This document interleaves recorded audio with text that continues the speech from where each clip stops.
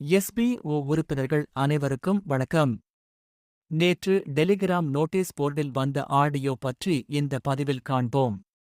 SPO கொடுத்த பணியை இன்னும் 60,000 நபர்கள் முடிக்கவில்லை. இவர்களுக்கு நாளை மதியம் வரை அவகாசம் கொடுக்கப்பட்டுள்ளது.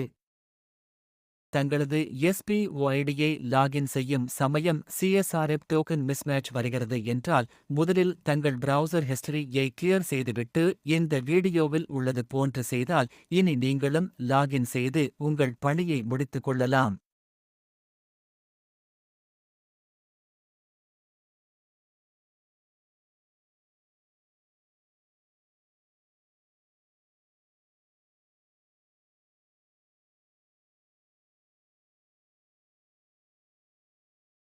இதுவரை ஐடி டிரான்ஸ்ஃபர் செய்ய சரியான முறையில் எஸ்பிஓடிபி எண்ணிற்கு மெயில் அனுப்பியிருக்கும் நபர்கள் ஐடியை மாற்றிக் கொடுக்கும் வரை தாங்கள் எந்த தொகையையும் யாரிடம் வாங்கவோ கொடுக்கவோ வேண்டாம்.